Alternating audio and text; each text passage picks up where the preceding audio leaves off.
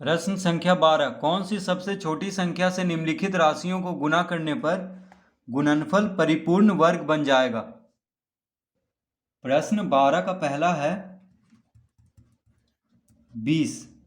तो 20 का हम गुणनखंड करेंगे तभी पता चलेगा कि कौन सी सबसे छोटी संख्या को निम्नलिखित राशियों को गुणा करने पर गुणनफल, यानी 20 से कौन सी सबसे छोटी संख्या को गुणा करें कि जो गुणनफल है वह परिपूर्ण वर्ग बन जाए। तो देखिए, पहले इसका हम गुणनखंड करेंगे तो 2 से 10 बार में, फिर 2 से 5 दूनी 10। तो देखिए 2 गुने 2 गुने 5 आया, तो 20 बराबर कितना आया? 2 गुना 2 गुना 5। तो देखिए 20 बराबर क्या आ गया? 2 गुना 2 गुना 5। तो वर्गमूल में जोड़ा लगता है, तो देखिए 2 गुने 2 तो है, 2 दो बार गुना हो रहा है, लेकिन 5 एक ही बार है।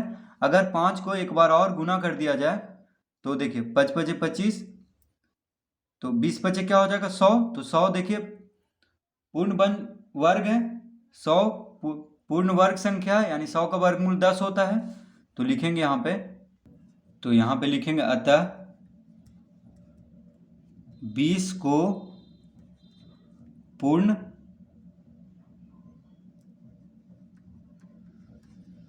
वर्ग बनाने के लिए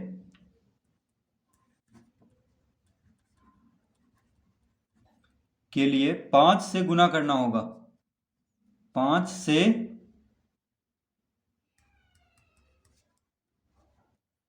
गुना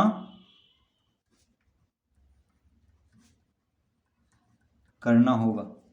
ठीक है, तो 20 को पूर्ण वर्ग बनाने के लिए 5 से गुना करना पड़ेगा, क्योंकि देखिए 5 एक ही है, कम से कम जोड़ा होना चाहिए, क्योंकि जोड़ा रहेगा तभी वर्गमूल निकलता है। ठीक है, अगर यहाँ पे एक 5 और हो जाएगा तो 100 हो जाएगा। तो 100 देखिए परिपूर्ण वर्ग है, क्योंकि 100 का वर्गमूल है 10। तो इसी तरह बस यहाँ पे लिख देंगे 20 को पूर्ण वर्ग बनाने के लिए 5 से गुना करना पड़ेगा। ठीक है, तो जिसका जोड़ा नहीं लगे उसी को बस यहाँ पे लिख देना है, यानी उसी से गुना किया जाए तब यह पूर्ण वर्ग बन जाएगा, जो भी संख्या दिया होगा। तो इसका उत्तर हो जाएगा 5। देखिए इसका उत्तर क्या हो जाएगा? 5। ठीक है, अब देखिए दूसरा।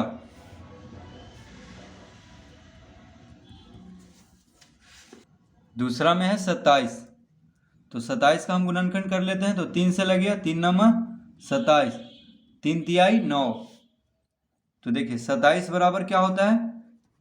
क्या होगा? 3 गुना 3 गुना 3। तो देखिए ये 3 का तो जोड़ा लग रहा है, लेकिन ये 3 अकेले है। ठीक है, तो ये जोड़ा में नहीं, कम से कम 4 3 होना चाहिए, तब 2 जोड़ा लगता। तो यहाँ पे 3 ही 3 है, तो एक 3 और घट रहा है। तो लिखेंगे अतः 27 को पूर्ण वर्ग बनाने के लिए 3 से गुना करना होगा। तो इसका उत्तर क्या हो जाएगा? 3। ठीक है, इसका उत्तर हो गया 3। अब देखिए तीसरा। तो तीसरा में है 1100। तो 1100 का गुणनखंड करेंगे तो 2 पचे 10, 2 पचे 10 शून्य, फिर 2 से 2 दूनी 4, 2 सते 14, 2 पचे 10। तो 5 से लगेगा, 5 पचे 25, 5 पचे 25, फिर 5 से 11 बार में। तो इसमें देखिए 1100 बराबर क्या आ गया? 2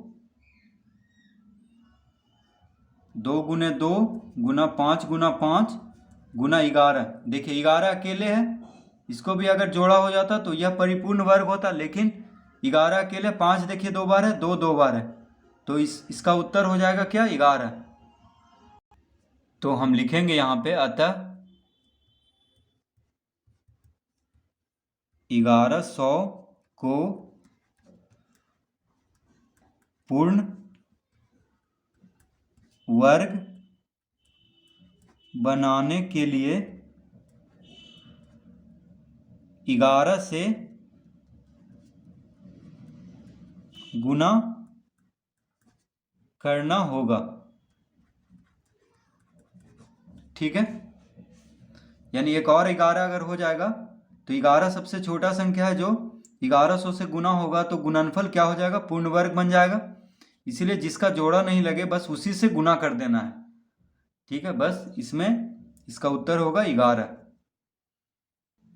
प्रश्न संख्या 13, निम्नलिखित संख्याओं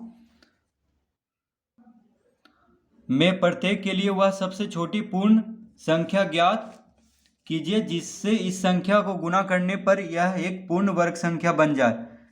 इस पूर्ण वर्ग संख्या का वर्गमूल भी ज्ञात कीजिए। तो प्रश्न 13 का पहला है 252। तो देखिए हम गुणनखंड करेंगे तो 2 से लगाएंगे तो 1, 2 दूना 4, 2 छक 12, फिर 2 से 2 छक 12, 2 तिया 6, 3 से लगाएंगे 21 तिया 63, फिर 3 से 3 सते 21। तो देखिए 252 बराबर क्या आ गया, 2 गुने 2 गुना 7। ठीक है, तो देखिए अगर 7 एक और रहता, देखिए 2 का तो जोड़ा लग रहा है, 3 का भी लग रहा है, अगर 7 का भी एक और 7 रहता तो ये तो वर्ग पूर्ण वर्ग संख्या होता। लेकिन अगर 7 अगर गुना कर दें 252 में तो क्या होगा, पूर्ण वर्ग होगा, पूर्ण वर्ग बन जाएगा। 252 में अगर 7 गुना कर दें तो जो गुणनफल आएगा वह पूर्ण वर्ग होगा। ठीक है, तो लिखेंगे अतः 252 को पूर्ण वर्ग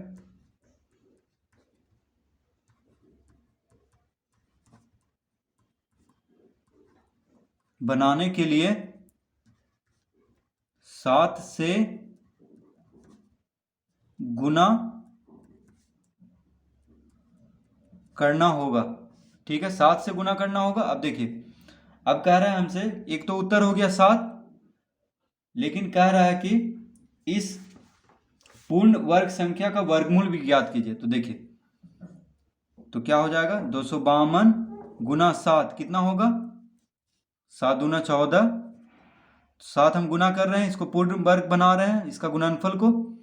ठीक है, 7 गुना कर रहे हैं हम 252 में, तो 7 दूना 14, हाथ में रहा 1, 7 पचे 35, 1 36, हाथ में रहा 3, 7 दूनी 14, 3 17। तो देखिए 1764 आ गया है। ठीक है, तो इसका वर्गमूल भी निकालना है। तो देखिए अंडर रूट 1764 बराबर क्या हो जाएगा, अंडर रूट 2, देखिए 2 का घात 2 गुना 3 का घात 2 गुना 7 का घात 2, क्योंकि 7 से हम गुना किए हैं। तो देखिए 2 का घात 2 गुना 3 का घात 2, 7 का घात 2, क्योंकि 7 इसमें हम गुना कर दिए हैं। तो इसका वर्गमूल क्या आ जाएगा, 2 गुना 3 गुना 7, यानी 7 21, 21 दूनी 42। तो देखिए वर्गमूल भी आ चुका है, यानी जो प्राप्त गुणनफल आया है उसका वर्गमूल 42 आ गया है। और 252 में सबसे छोटी संख्या जो गुना करने पर गुणनफल पूर्ण वर्ग बन जाएगा वो कौन है, 7 है। तो इसका उत्तर हो जाएगा 7 और 42। तो इस तरह हम इसको हल कर लेंगे, प्रश्न 13 का पहला। ठीक है, देखिए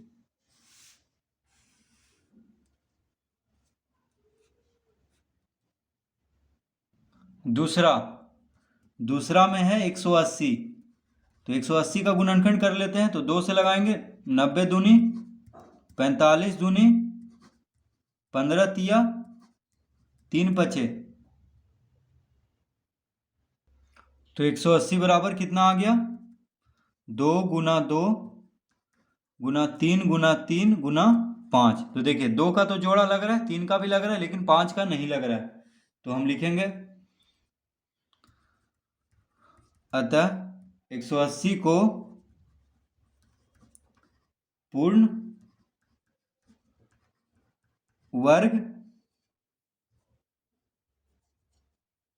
बनाने के लिए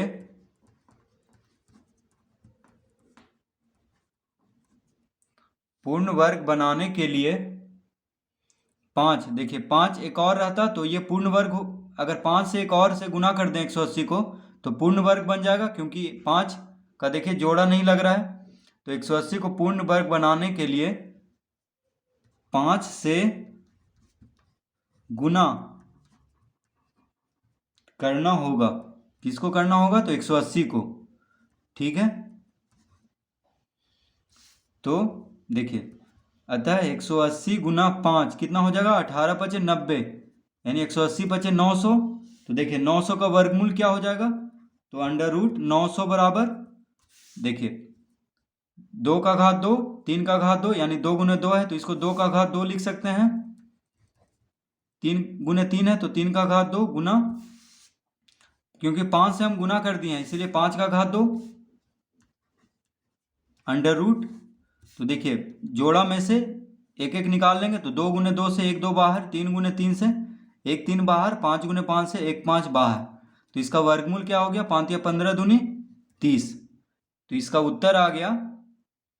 तो कह रहा था हमसे कि प्राप्त गुणनफल का वर्गमूल भी निकालना है और जो सबसे छोटी संख्या है जिससे गुना करने पे 180 को उसके गुणनफल पूर्ण वर्ग बन जाए उसको भी लिखना है। तो देखिए एक उत्तर हो गया 5।